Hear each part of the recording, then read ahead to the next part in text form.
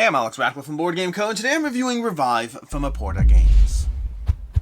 Revive is a 1 to 4 player medium weight Euro in which players are uncovering the various remnants of civilization to a degree. I'm not honestly entirely 100% sure what the theme of this game is, but I do know that it's a very delightful Euro game of lots of chaining different things as you try to work your way towards victory in the game. You see, in the game, you're trying to collect these tokens over here, these little tokens over here, which will be scoring modifiers based on your own private personal scoring card. You're trying to get as many of those as possible so you can score points, as well as scoring points throughout the course of the game, and game end will be triggered when the last of these are run out, and there will be a variable number depending on player count. And specifically, you're going to be given, before the game begins, 2 of these cards. You're going to pick one, and these will give you different scoring multipliers for doing different things in the game, where there are so many things you can do, and you're trying to get points, well, in a whole lot of ways as you go through it. But that's basically what you're trying to work towards as far as the end game. But on your turn, you're basically going to take either a refresh turn, or you're going to take 2 actions. They have a little hand that player aid, but the actions are either going to be playing a card. One of the things you can do in the game is you're going to have a hand of cards you're going to start with. These are the starting cards, these are the market cards you can buy, and you're going to take one of these cards, you're going to slot it somewhere on your board. There's 5 spots on your board, 2 on the bottom, 2 on the top, and 1 on the side that you have to unlock by going on your player board over here. You're going to slot that card in, and I'm a little compressed on space over here, but when I do that like so, I'll go ahead and get those 2 books, being able to move up on my 2 book track, which will be a resource that I'll need for different things. Additionally, because I have these little tokens over here already slotted in, I'll also get 2 more books because I played a green card, and if I play a green or yellow card, I'll get those benefits over there, so I get 2 more books by playing that card. That card's going to sit there until I take a refresh turn, at which point it will move over here, and then on a second refresh turn, it'll come back. So the cards you play are in a 2-gap rotation as you play them. That's one of the actions you can take on your turn, and one of the more common actions, because these cards have a ton of effects over here. There are the 3 basic resources. Books, as you saw already. We have food and gears. We have this little track over here, which if you slot on the bottom side over here, let's reslot it over here, then we'll get a book over here again, because it's in that book spot. But we'll also get a movement on this yellow track. On these tracks over here, you have yellow, gray, and green, which are ways you can slowly move around the board, and as you hit different intersections, you'll unlock and uncover certain bonuses. So once I get this yellow tree over here to 10, I'll uncover that, which enables me to take one of these, which again will be a scoring multiplier for me throughout the course of the game. There are different ones over here on this board. Some of these you only have to hit one side of, like this spot over here. When you get your gray to the 2, you immediately unlock that. But over here, you have to hit both sides from 2 different tracks, and you're trying to manage what rewards you want as you go through this progression along your board. So that can be some of the cards you have. Over here we have this card over here. This card will let you take a new token over here. So we're going to have a pool of tokens you can take, and you can add one of these to your player board, which will give you more rewards for playing that color card. Over here you have activating your player ability, your leader ability. They're going to be asymmetric factions with asymmetric boards and asymmetric abilities over here, but you can activate your leader ability when you play this card. And then over here you can trade in resources, trading in any 3 resources for any 3 resources. And over here, lastly, we have this card over here, which lets you increase your crystals, your wild resource. That's going to be the basic starter cards you have, although there are some other abilities from the other cards in the market. You're going to have cards like this that let you go ahead and get a food, but also play a gray card as a free action, so you get a free action back. Over here, you can go ahead and convert a gear to 2 points, which can be helpful. Over here, we can convert a gear up to 3 times to 3 movement on this track. So if you have a lot of gears coming in, you can slowly use that to move further on these tracks. And this little banner you see over here that's not on other cards, that means you can play another card on top of this card after. So you can go ahead and play this card, and then layer another card on top of it as you go, giving you more ways to go ahead and trigger those benefits, and also being able to reactivate that gray card if you play a matching color card. So that's going to be one of the actions in the game, playing cards to your player board, taking the top or bottom action depending on where you play it. If you've unlocked this spot, you can play it in either direction, up to you, and you also get the various bonuses of these various tokens you've earned along the way. Another action you can take, a fairly basic action, is taking an action to go ahead and move this token down 1, and then take any one of the 3 basic resources. It's a bit of a catch-all. It can be helpful early game or helpful in a pinch, but not always the most effective action. And then lastly, we have the exploration of the main board. This board over here, which is going to start with a few tiles face up in the center, and then most of the tiles around the board are going to be face down like you can see over here. You have 3 things you can do on this game. You can go ahead and explore a new tile, you can place a building down on an explore tile, or you can place a person down on an explore tile. Those are the 3 things you can do, and they have different reasons why you're doing those things. Exploring a new tile is something you're going to do for the points, as well as for the fact that that's going to be one of the primary sources of how you build out your deck, adding more cards, better cards to your starter cards. When you do an explore action over here, you're going to go ahead and count the closest distance to any one of your units. So for example, if I'm blue over here, then the closest distance might be this tile. If I wanted to explore this tile, I would pay 1 food for the distance between them. If I wanted to explore this tile, the closest I have is 2 food. So I'd have to pay 2 food because of the distance between any one of my pieces and this tile. Then you'll also go ahead and pay what's shown on the tile. In this case, there's 2 books as well as 2 food. So you play that total cost. Then you flip the tile, taking what's shown on the back, in this case 4 points and a card. It's always going to be a card, and it's always going to be a variable number of points. And then you go ahead and flip it. Now it's worth noting the tiles will show you on the back of them what you can expect. So we know we'll find a city here, we know we'll find a lake here, and we'll find neither on these ones over here. So we know we're going to have a lake, and then you flip it with whatever orientation favors you. This is where there are reasons to flip it one way or the other, so you have 2 choices of how to flip it. I'll go ahead and flip this one that away and place it out, hoping to build a city over here. Which takes us to the city building action. The next action you can take is building out a city. You're going to have 2 types of city on your board, the ones that cost 3 gears, the one that costs 5 gears. Let's go ahead and do a 5-gear city just so you can see how it plays out. Let's pretend I actually had 5 gears, because I don't. We're going to go ahead and put that down over here. Again, we do have to pay that distance cost in food. You always have to pay the food cost for distance, unless you have abilities that affect that in one way or another. And so we're going to pay that 2 food, but we're also going to pay the city cost, in this case 5 gear. We're going to place this city down over here, and then no one else can ever go to that exact spot. Whenever you lock in a spot, you have that spot, no one else can. And then we're going to take all the rewards of the pieces around them. So in this case, we're going to take these 2, moving 2 up on the yellow track, but, and this is where it's important, because we placed a city, you double the rewards of certain, not all spaces, but you double the rewards for the edge crystal spaces, as well as these advancement tracks, which means we actually move 2 more, and in the case over here, we're at the end of the track, which means we get 2 food instead. So we're going to get double the advancement, and that's true if in a later turn, we take another, site action and build this over here. You'll also benefit from whatever gets revealed, and so we'll go ahead and get 3 points because we flipped over this tile over here. Again, reminder, lakes you cannot score double points for. You don't score double for with your cities.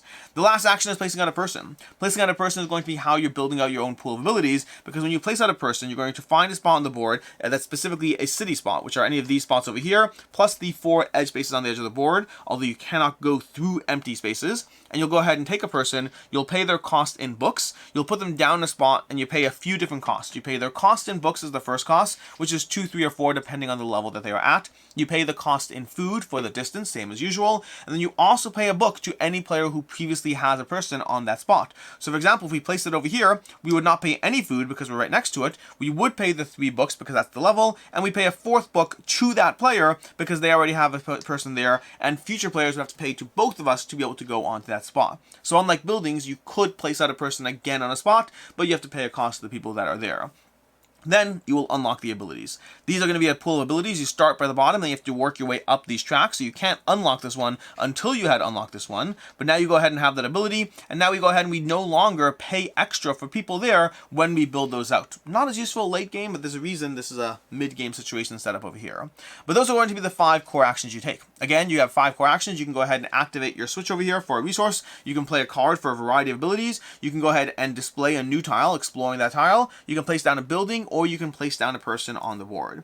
As you do all this, you are earning points slowly but surely, and as you move up points over here, you're going to get various crates or various rewards, another one of these remnants of civilization over here. So you can get various rewards, you'll grab face down crates and be able to turn them in for whatever's on the other side, and that could exceed your storage. So it's a way to have above 6 of any one resource. As you move up this track, you will not get those benefits at the end of the game when doing endgame scoring, only doing in-game scoring, and you're trying to do all this to try to just work your way towards points in a variety of different ways. You're going to have these 4 endgame spots over here, so you have these sites that you're revealing that will give you in-game points. In-game points are blue, endgame points are purple, but over here, you'll get 4 points for every single one of your big buildings that you've built, which can be very helpful if you've built all those things out, which can be great because you can get, 12 points for that over here. And there are different ones of these, and they are double-sided, giving you slightly different experiences as far as ways you can go ahead and benefit from, extra points in the game. You're also going to score points based on your scoring card, which you took in the beginning of the game, as well as a few other things like remaining resources, stuff like that. You'll score points for having these tracks over here for your various people you put on the board. board. But over here, this particular scoring card is 1 point for every single crate you've earned, whether or not you traded in, and you start with a scoring multiplier of 1, but as you earn more of these purples, that will affect that multiplier. So you're specifically trying to get the specific, remnants of civilization that are useful for your precise things that you've been doing better at in the game. And again, in the case of this one over here, they're all 1 point. Sometimes you'll find 2 point modifiers, but it's 1 point for every star you've uncovered from your track over here as you activate your abilities, 1 point for every lake tile that you are touching and have some presence to, and 1 point for every crate. And so again, you want to drive home those multipliers based on which ones you think you're doing better at. Speaking of which, as you move along the track over here, when you uncover these tokens, they go over here on this side track, which can give you various abilities. So for example, right about now, we'll earn a lightning bolt. By going ahead and moving that further, we go ahead and earn a light bulb, which goes to our center pool and can be used. We'll show you how that works in a second, but it also gives us points over here. That's true as well when you activate your abilities, so you're also going to move those here from there. So every time you activate your personal ability and every time you move further along these tracks, you are slowly getting more and more endgame points and unlocking things along the way. These lightnings are used for free actions. Wherever you see these little circular things over here, they're referred to as machines. And what you can do is you can go ahead and trade this in. So for example, over here, because I have so many books, I can go ahead and cash in this machine, trading in up to 3 books for up to 3 points moving along this track over here. So you're going to have a variety of machines over here, and some of these machines you earn and build out based on how you get there. So for example, when we get to over here, we're going to uncover this, moving up a point, but we'll also be able to take specific machines. We'll take a gray machine, and it'll be a pool of gray machines you can choose from, and it'll choose the machine that works best for our engine, placing it there, at which point we can go ahead and drop this to activate that, and going ahead and moving up. You'll get those cards back, you'll get those lightning bolts back when you take a refresh action, so you'll not just be getting cards back and clearing up your card slots, but you'll also be going ahead and getting your lightning bolts back and clearing up those slots to be able to reuse those. If you have 3 or 4 lightning bolts, you can get a nice cycle of repeating actions and bonus actions that really help grease the wheels of your engine, as it were. And that's basically how to play Revive. You take 2 actions every turn from 5 possible actions, which are really more 4 possible actions plus a 5th occasional one. You're trying to do that as efficiently as possible to build out on this grid, to figure out what the right placement on the grid is, to move your engine forward, to gather the various bonuses, to slot cards into your deck, to be mindful of your end game scoring, possibly to unlock some of these over here. When you unlock these, you also go ahead and get scoring for different cards you've bought. So we're going to get 2 points for every yellow card that isn't a starter card, which means if we've driven our engine in a particular way, you can get another chunk of 10, 12, 20 points for really working well in that engine as well. And that is how you play Revive, which brings us to a review starting off with ease of play. Revive has a lot going on to grok, to understand.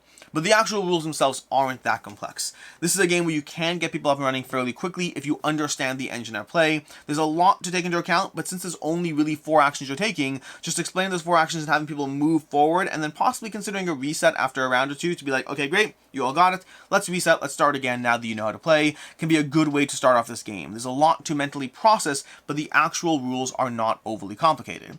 Past that, game time runs around 90 minutes to 2 hours. It is a relatively quick game for the level of decision making you are taking throughout the course of this, so I'd say generally you're looking for around 2 hours for our first game, and possibly 90 minutes once the players at the table know how to play.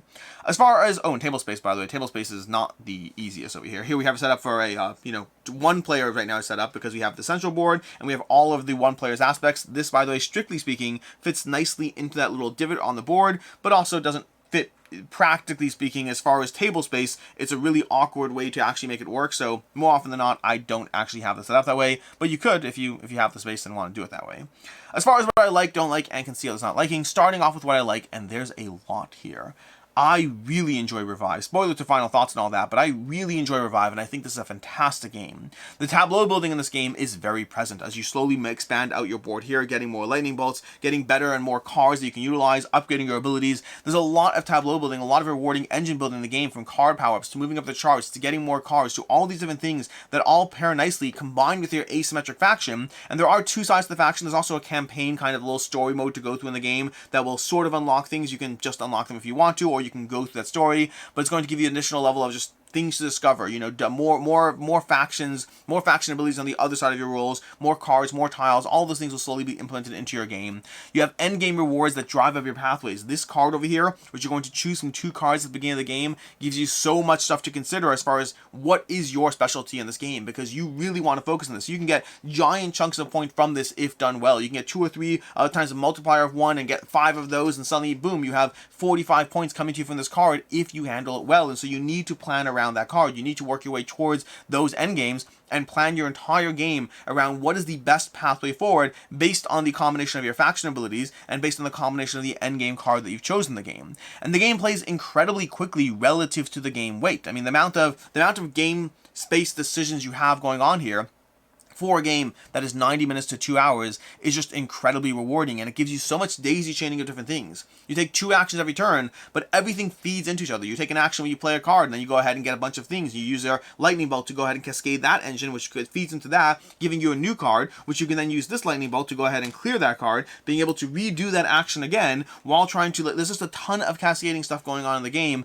that really is incredibly rewarding. There's combos left, right, and center, and again, that campaign gives you a bit more going on. And the game lets you kind of dabble in everything, but without being able to get everything done. You cannot get everything done in this game. Very often you'll play an entire game and you may not even get more than 1 guide to one of these edge spaces, if any at all. So the game lets you touch everything, lets you get involved in everything, but you really have to work to maximize which lanes are going to pay off for you. And there's just a lot of interweaving pieces and parts from the various rewards you unlock along this pathway. Every round when you take a refresh turn, you get to move up this track, getting various benefits. So there's an additional incentive to take a refresh turn, even if you don't necessarily need to do so, because you're still getting something out of it. And so everything you do gives you something in Revive, and it's all about finding the ways that drive you the most forward based on your specific goals that are where the puzzle of this game thrive. It's just intensely connected and therefore intensely rewarding.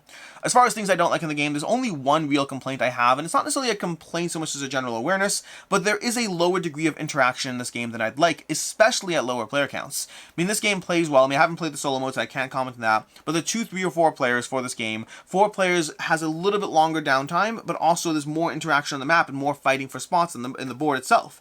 Versus 3 players is a nice sweet spot. There's a good degree of just enough fighting that there are trying to get there first, but not so much fighting that there's still not a lot of player interaction. There's you taking my card that I want and you taking my spot that I want. That's the ways we interact in this game, which is present. It's definitely there, but it's a fairly low interaction game as far as this type of game.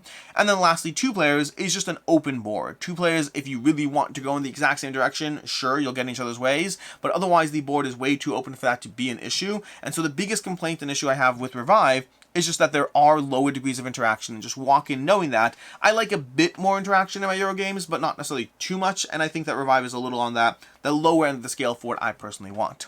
As far as what I can see others not liking, biggest thing I'd say is concern about faction power balance. There are 4 starting factions in the game. There's 2 more you unlock throughout the course of the campaign, and everything else is double-sided, which means there's 12 faction powers when all is said and done. And they are vastly different. Now, my personal favorite faction is the one that gives you that extra degree of distance, that gives you the ability to be able to get 1 free distance whenever you jump around the board, which is just a quicker way to being able to explore and discover and do things in the game.